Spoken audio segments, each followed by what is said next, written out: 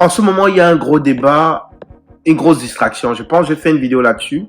Un sujet que les 11 apôtres de Paul Biya mettent là dehors avec tous leurs éléments de communication pour distraire le peuple.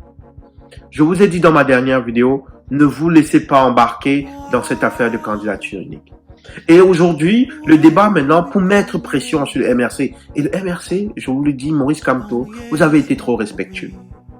Vous avez été trop respectueux du décorum. Aujourd'hui, les gens sont avec une hypocrisie profonde, sans intégrité, viennent mettre une charge sur votre dos et vous forcez en fait, vous mettez dans un coin pour vous forcer à supporter un des 11 apôtres. Comme si le Cameroun n'est pas appelé à avoir quelque chose de bien. Il faut toujours que ce soit le moins pire. Vous voyez comment la barre est basse en tant que Camerounais? La barre est basse. Mais c'est quel type d'être humain, de parents passent leur temps à demander à leurs enfants de s'évaluer par le moins pire? Monsieur Kamto, réfléchissez bien. Je sais que l'enjeu est énorme. Mais vous ne pouvez pas prendre aucune entente avec les 11 apôtres. Ce n'est pas possible. Vous devez mener votre projet jusqu'au bout, comme beaucoup de libérateurs comme vous. Et puis de toute façon, tous ceux qui lui demandent de s'acoquiner avec les 11 apôtres du RDPC, au vu des actions de chacune de ces personnes-là retenues sur la liste, au vu de leur collaboration continue et perpétuelle avec le régime, est-ce que ce ne serait pas l'équivalent de demander au MRC de supporter le RDPC? Qu'arriverait-il, vous là, qui leur demandez d'aller supporter un des 11 apôtres? Qu'arriverait-il si le choix de Kamto se confirme publiquement être un choix pro-RDPC? Si la personne, disons Cabral, que Kamto supporte, et là on a des audios qui sortent que c'est un pro-RDPC, vous allez lui dire quoi? Vous serez les mêmes à venir le traîner dans la boue comme étant un pion du système depuis le début. D'ailleurs, je me rappelle qu'il y avait des rumeurs que vous-même vous laissez circuler en disant que oui, Kamto c'est un autre élément du système, je ne vote pas pour lui, voter pour Kamto c'est voter pour le RDPC. Aujourd'hui, vous voulez que Kamto supporte un des 11 apôtres du RDPC. Mais des mentalités d'indigènes. Il ne vous manque que le cachex. Vous avez des costumes, mais vous avez des mentalités d'indigènes. Vous parlez tout le temps de la paire Sanko Faye. La paire Sanko Faye. Mais des idiots. Votre refus de prendre vos responsabilités et votre lâcheté vous force à faire des amalgames bêtes et indigènes. Comme si on vous a pas mis un cerveau. Faye était le numéro 2 à Sanko. Ils avaient mangé dans le même plat. Ils étaient dans le même parti. Donc, ils partageaient les mêmes combats et la même idéologie. Faye était le numéro 2 à Sonko. Et puis Sonko avait un casier judiciaire qui l'empêchait légalement de participer aux élections. On n'a pas fabriqué son casier judiciaire. On n'a pas créé une raison absurde, une raison de république, même pas de banane, une république de patates pour pouvoir éliminer Sonko. Il avait un casier judiciaire. Donc il a été condamné. Et donc il ne pouvait pas participer. Et c'est tout à fait normal que le numéro 1 choisisse son numéro 2, pas quelqu'un d'un parti opposé associé au parti au pouvoir. Des indigènes. Vous dites que Kamto doit supporter une autre personne sur la liste des candidats, les 11 apôtres du RDPC. Mais je vous demande, qui donc selon vous peut incarner le changement que Maurice Kamto défend, peut incarner la vague que Maurice Kamto a créée? Qui d'autre a les épaules et l'intégrité et la moralité de pouvoir le faire? Qui d'autre? Mais dites-moi qui moralement se rapproche le plus possible de l'intégrité souhaitée qu'on cherche un dirigeant. Vous êtes là, vous dites tout le temps à vos enfants, il ne faut pas mentir, il faut être intègre.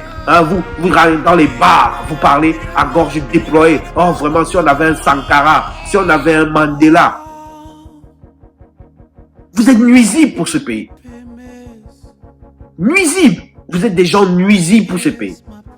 Les premiers gens qui doivent être expatriés, c'est vous. Tous ceux qui ont ce discours-là, vous devez quitter.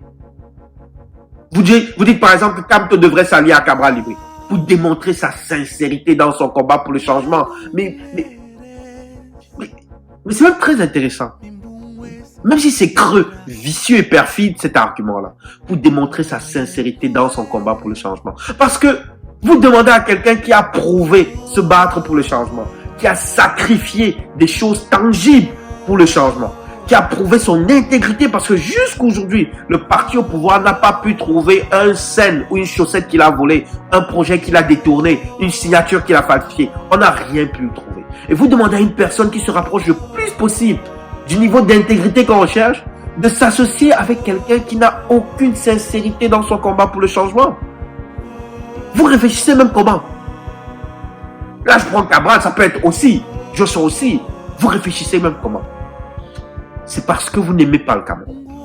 C'est vraiment ça. Et moi, j'ai dit depuis le début que j'ai commencé ces vidéos, le changement, le MRC, Maurice Kamto, ils doivent intégrer que le changement ne se fait pas avec tous les Camerounais. Vous devez l'intégrer. Il n'y a aucun changement, aucune révolution qui s'est faite avec tout le peuple. Vous devez l'intégrer. Et puis de toute façon, comme je l'ai dit dans ma dernière vidéo, il y aura, si l'article 128 là ne passe pas, il y aura des élections dans 2 ans ou moins de 2 ans. On va se retrouver encore sur le terrain. Mais c'est qui ces indigènes? Est-ce que dans votre tête, ça va même bien? Vous demandez à Kamto de supporter des gens qui n'ont même pas daigné démontrer un soutien pour le mouvement de changement. Quand Kamto était en prison, les marches du PCRN étaient où? Les marches du SDF pour demander sa libération étaient où? Il était en prison pour le peuple. Quand Kamto faisait ses discours pour libérer le peuple, le SDF était où pour venir juste comme invité? Le PCRN était où pour venir juste comme invité? Et tous les autres 9 apôtres, ils étaient où? Le MRC devrait sans remords garder sa ligne directive de combat contre le changement, s'abstenir de supporter les 11 apôtres. Parce que eux, ces 11 apôtres-là, ils veulent que le peuple souffre. La seule personne, depuis que Cabral a été député, qui a pris du poids, c'est Cabral. Le peuple s'est amaigri. Le MRC ne devrait s'associer à aucun de ce genre d'individus. Si le peuple en souffre, ce sera le choix du peuple, pas du MRC. Maurice Kamto, je vous le dis, si le peuple souffre parce que vous vous êtes abstenu de soutenir un de ces 11 apôtres, si le peuple souffre parce que vous avez gardé votre directive de leader du mouvement pour le changement, ce sera la décision du peuple. Car il peut aussi décider de se lever pour se soulever et pour pouvoir, en fait, supporter celui qui a le plus de crédibilité pour implanter le changement au Cameroun. Le peuple peut aussi faire ça. Ce sera son choix. Vous croyez que Sankara s'est lancé dans les bras d'associations immorales, hein?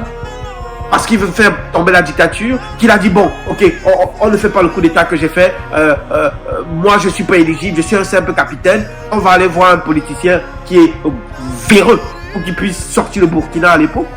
Vous croyez que J.K. Rowling aurait fait la même chose que vous demandez à Maurice Kamto? Mais qui êtes-vous? À part de petits démons. Même Toussaint l'ouverture n'a pas fait de compromis sur le changement.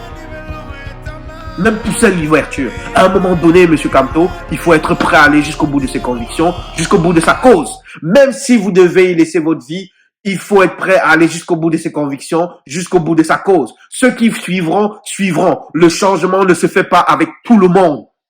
Ceux qui resteront chez eux, resteront chez eux. Ceux qui collaboreront avec le système, collaboreront. Mais nos consciences devront être tranquilles et sans regret. Parce que notre combat va au-delà de nous-mêmes. Notre combat, c'est pour un peuple, c'est pour nos enfants, c'est pour nos petits-enfants. Et je le répète, le changement ne se fait pas avec tout le monde.